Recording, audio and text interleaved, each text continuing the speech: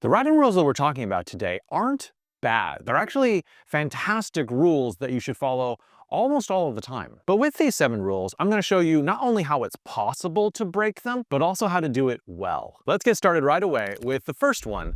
The antagonist should be defeated by the protagonist. This is a good rule because it smashes the two opposing forces together, and that's why you see it so often in climaxes, because it's just really satisfying. I have read books like Red Sky in Morning by Paul Lynch, where this doesn't happen, where the antagonist sort of gets defeated by some other character, and it is really unsatisfying. But let's look at a story that breaks this rule and see how it's done well. Look at The Wire, specifically with the death of Omar. Spoiler alert's coming, by the way. Omar is the strongest antagonist in the entire television series of The Wire, and so you would expect some sort of climactic face-off between him and Marlowe. Yet the way that Omar is defeated, and in this case he's killed, it's not done by any of the heroes, it's not done by the antagonist, no, it's done by this random kid in a convenience store. There is no buildup, and it totally bucks our expectations that there's going to be some sort of climactic gun battle. So why does this work? I'll give you 3 reasons. 1, this death is making a thematic point that on these mean streets of Baltimore, there's going to be a cycle of violence, and this is just the youngest generation coming up to take their share of the violence. 2, there's some demythologizing going on. This was a character who we thought was like legendary, and he dies in the most unexpected, unnotable way, and they don't even name his body correctly in the morgue. He's forgotten. He's just a statistic. And 3, this is a reversal death. I remember this story in the Bible in the book of Judges, where there was this mighty Canaanite king called Sisera, and he is killed while sleeping by a woman who takes a tent peg and hammers it into his skull. Long before there were strong female action heroes in every single story, you had characters like Yael, the weak killing the strong, the Daniel killing the Goliath. And that sort of surprise makes for a good death scene. And in the 10 courses in Bookfox Academy, I follow a similar logic as I do in this video. I teach you the foundational principles, but I also teach you the exceptions and how to break those rules. And if you want more info about Bookfox Academy, click the link below. Now, the next perfect rule that we're going to look into how to break well is number 2, start with an inciting incident. Since the modern attention span seems to last about as long as a wink, it makes a lot of sense to start your story quickly, to have that inciting incident on, say, I don't know, the first page or the second page. I have given this advice 1,000 times to authors where it's like, okay, your inciting incident's on page 10, can you move it to like page 3? So it is good advice, it is a good rule to follow, but there are other ways that you can start a book. Let's look at a book that breaks this rule, John Steinbeck's East of Eden. How does this book start? Well, it's just a description of a place. The whole chapter is describing the Salinas Valley. Steinbeck talks about the seasons, and he talks about the soil. He talks about flowers. He talks about drought. And you might be saying, like, am I reading a nature documentary? Like, am I only going to learn about flora and fauna in this book? But why does this work? How can he break this rule so well? Well, first of all, length helps. This is a 230,000 word book. It is twice the length of a normal novel, so he has more space. He can start a little slower because the reader knows, like, oh, you got a lot of space to work with. 2, I think there is a contingent of readers out there who appreciate a slower pace,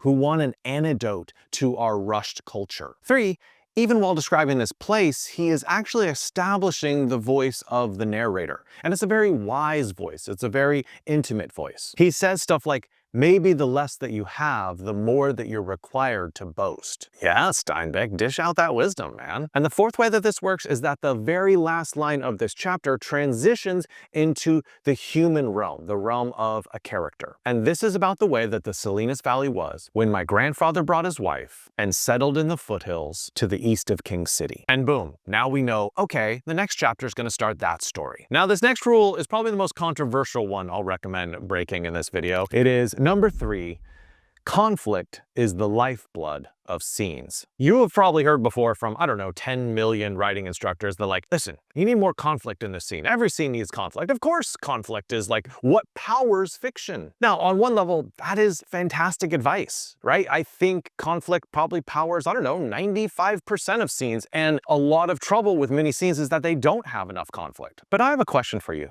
Do you want to create a world where conflict is the only thing that exists? Personally, I don't. I like reading fictional worlds where there is also thankfulness and compassion and forgiveness powering some scenes. So let's look at a few examples of this. First of all, starting with thankfulness. There is a book by Marilyn Robinson called Gilead. And in this book, John Ames, who is the narrator, is just sitting one time, just admiring the beauty of his wife and his young son who is playing. And it is such a peaceful moment, and he is incredibly grateful. He is grateful for everything that he has been given. It is an example of pure tenderness and gratitude without any sort of overt conflict. And yet it really works for the reader. We feel like we love him after this scene, and we're more fully immersed in this world. Or think about scenes that are powered by community and connection. For an example of this, look at Adichie's Americana. Here, Ifemelu's aunt takes her for the very first time to get her hair braided in America. And this braiding salon is very much a place where there is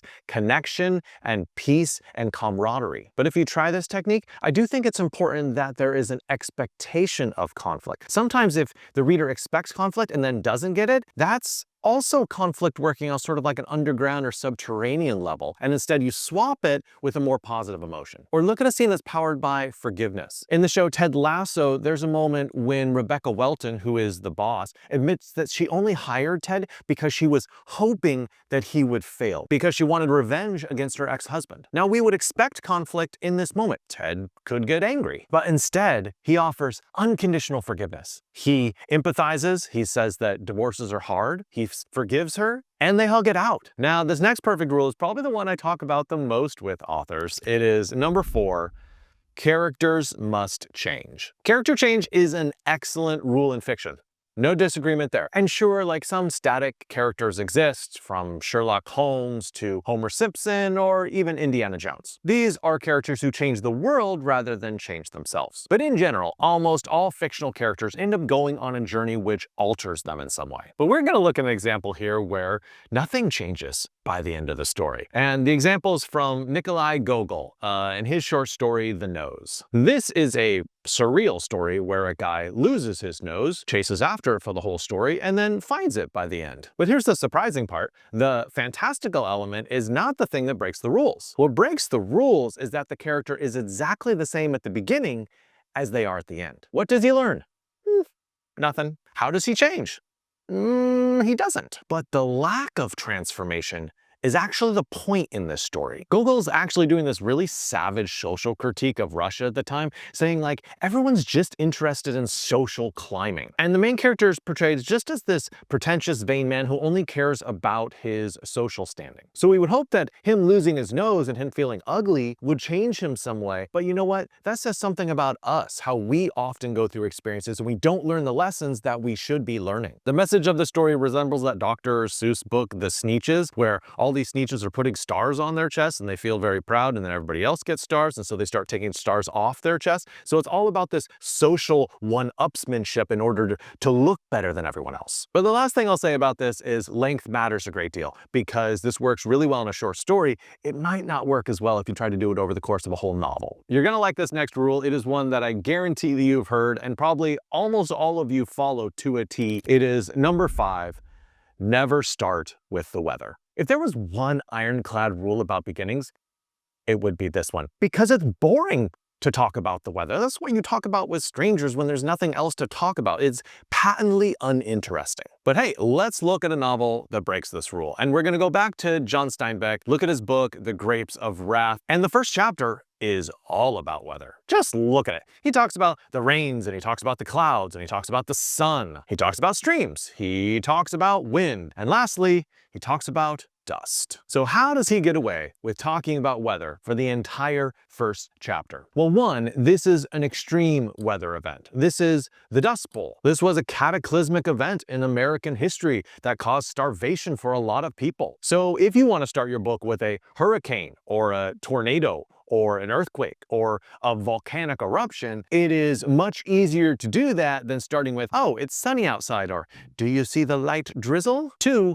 this particular weather event affects the entire rest of the novel. Because the Joad family has been displaced and their farm has been taken and they have nothing to eat, they have to emigrate to California in order not to starve. This next perfect rule is one of the unspoken ones that everyone follows without even realizing it. It's number 6, maintain a streamlined narrative. So this rule basically says that every scene should either move the plot forward or develop character. And if the scene isn't doing at least one of those 2 things, then cut it. But I think that's an overly reductive view of storytelling. Sometimes a story can gain power if you pause the plot or you pause the character development for a moment and you focus on something like mood or theme or philosophy or ideas or some sort of digression. And for a book that does this well, let's look at A Gentleman in Moscow by Amor Towles. In many places, it seems like he is prioritizing the theme over the plot. This novel is about a Russian aristocrat who is stuck in a luxury hotel for over 30 years. So because he's stuck for such a long time, Towles isn't writing a thriller, he is writing sort of this timeless meditation. So when there's a paragraph about,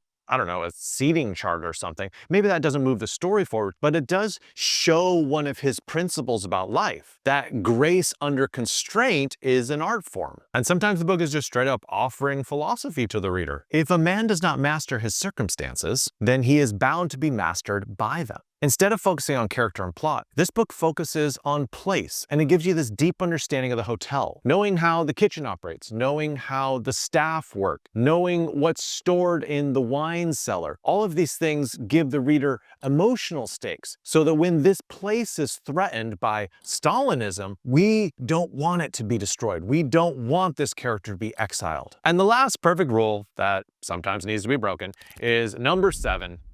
Every character needs a clear motivation. Now, don't get me wrong, like motivation helps when you're writing stories. It's awesome to know why a character is doing something. We feel like we can get behind him or her more. But I will say that people in real life don't always know why they're doing some things. Look at The Stranger by Albert Camus. Now, this book clearly breaks the rules. Meursault doesn't seem to have any sort of clear motivations for why he kills someone or the love relationships he gets into or any explanation for how he reacts to his mother's death. But it works because his lack of motivation was the point of the book. Camus was using him as a vehicle for existential philosophy. I want to point out 2 other things that you can do with motivations for your characters. One would be contradictory motivations. Look at a character like Aladdin. This is a character who has a motivation to be a good person, but he also has a motivation to not starve to death. So what does he do? He steals food to eat. You should also be looking at your character's